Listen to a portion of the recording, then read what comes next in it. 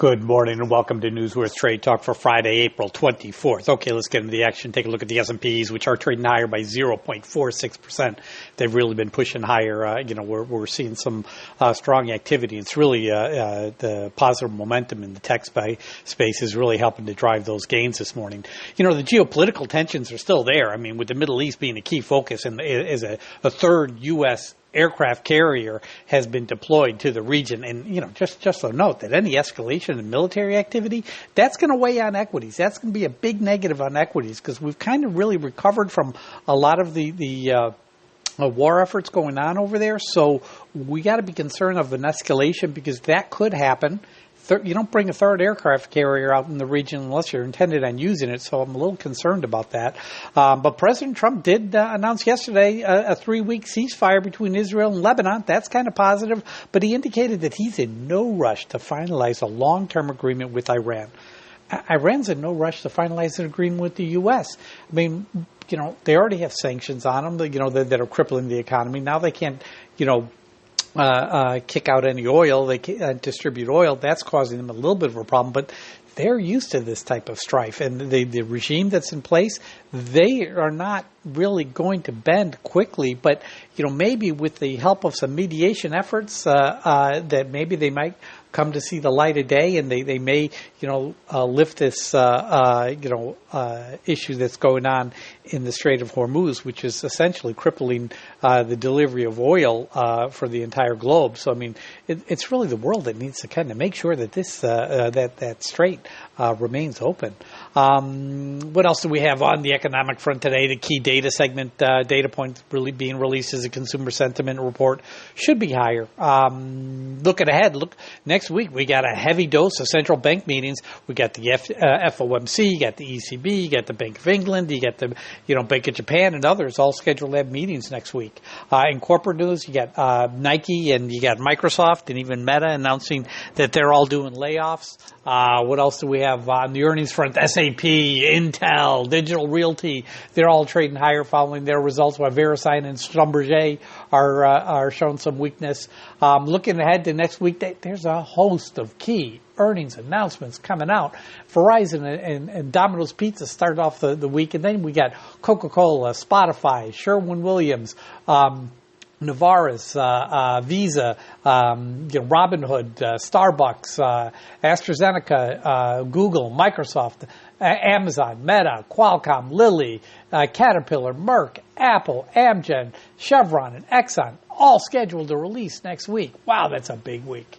Now we're taking a look over at the European markets, and we're looking at the DAX. The DAX has turned higher. It was down. About 0.6%. Now it's higher. It's actually higher by 0.16%. There's some outperformance in tech in that index. But you look at the FTSE. The FTSE's down 0.32%. They're showing some weakness in, financial sectors, in mining. That's kind of weighing on that market. And the CAC in Paris is down 0.49%. With financials and luxury stocks moving lower. You're looking at Asia last night, and Asia was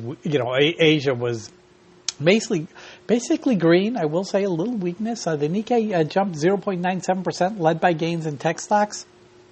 Hong Kong, the Hang Seng was higher by 0.24%, supported by strength in tech and semiconductor-related shares. The Shanghai, that did finish lower by 0.33%.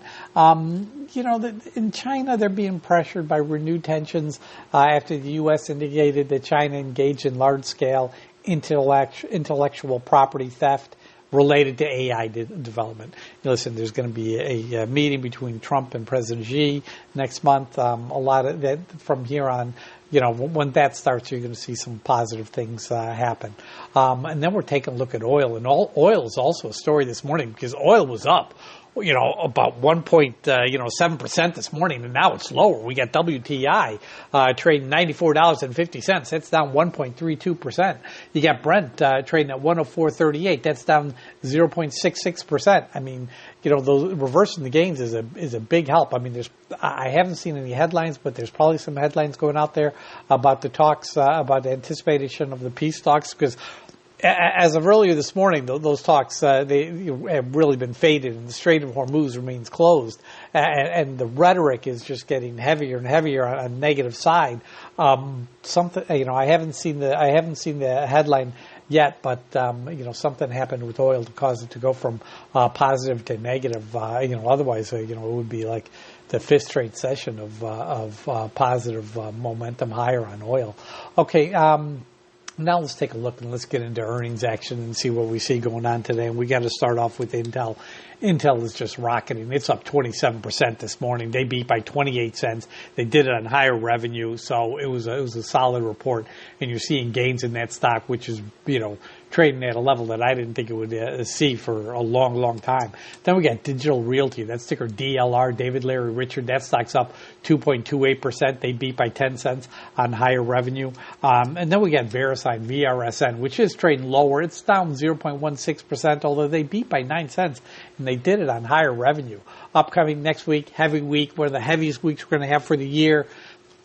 Verizon, Domino's, Coca-Cola, Spotify, Sherwin-Williams, Novartis, Visa, Robinhood, Starbucks, AstraZeneca, General Dynamics, Google, Microsoft, Amazon, Meta, Qualcomm, Lilly, Caterpillar, Merck, Apple, Amgen, Chevron, Exxon, all reporting next week. So we got a lot going on there. And then, also next week we got a host of major central bank meetings happening. But for today, the consumer sentiment report is coming out at 10 a.m. That's the University of Michigan number.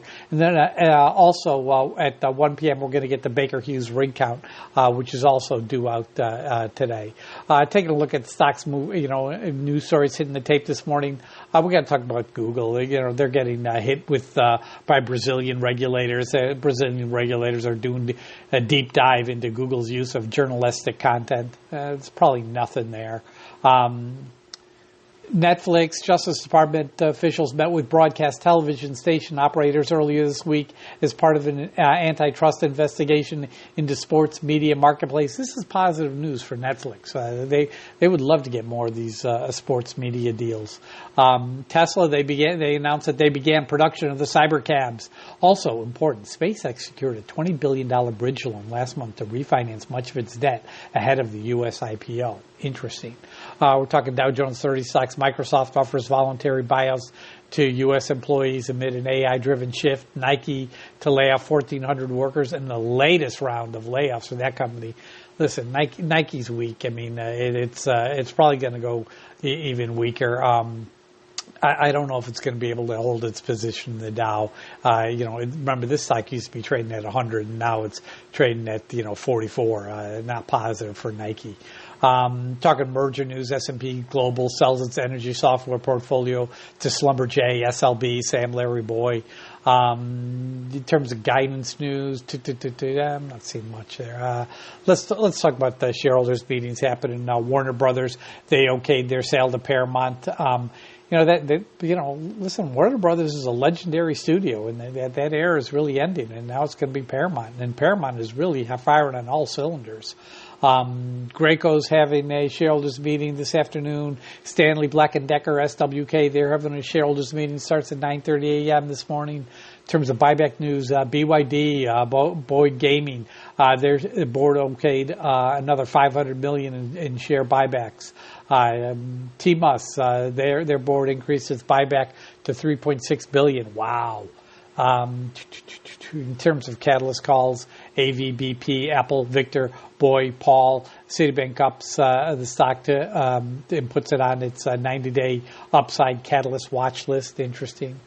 Okay, now we're going to move on. We've got to talk about our stock of the day, and I'm going to go with Verizon. It's showing some weakness this morning. Earnings are out Monday morning. The EPS is $1.22. Expected move is 4.98%. You look at Thursday's call volume, 66,996 versus put volume of 21,489. That's very positive. That's 3-1. Open interest is 560K to 482K, which is also positive. Major brokers are mixed on the stock, but I'm going to say mixed to positive. I'm hoping for some additional weakness. I'm really looking to get in the 46.50 area, give or take 10 cents. But that's my pick of the day. Verizon, ticker VZ, 46.50, plus or minus 10 cents. Okay, now we're moving on. We're going to be talking about the stocks that are hitting the tape in the last 15 minutes. So let's see what we see here.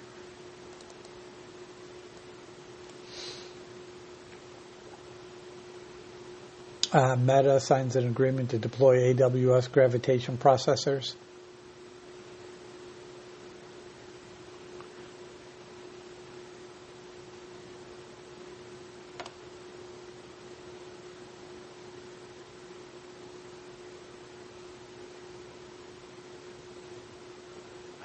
Iran's foreign minister expected in Islamabad Friday night. That's what's causing the crude oil to turn negative. There you go. There's the headline.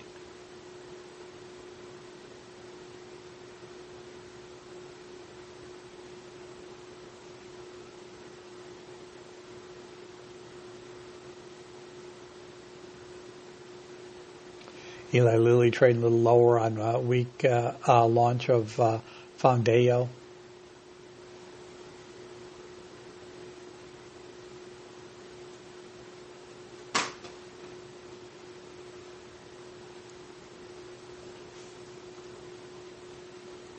That's all I'm really seeing this morning. Okay, let's move on and let's talk about yesterday's pick of the day, which, it was Schlumberger, SLB. I mean, the stock opened up 55.07. It hit a high of 55.53 during the day, so there's your 1% opportunity. It's trading off a little lower. They bought that buyout of some technology from S&P Global, which is causing the stock to fall a little bit. But they met expectations. They did it on higher revenue, so it wasn't a bad report. But yesterday during the day, Schlumberger definitely made more than 1%, so that's positive. All right, traders, that concludes today's NewsWare's Trade Talk podcast. You guys know what to do. Let's go out there and make some green.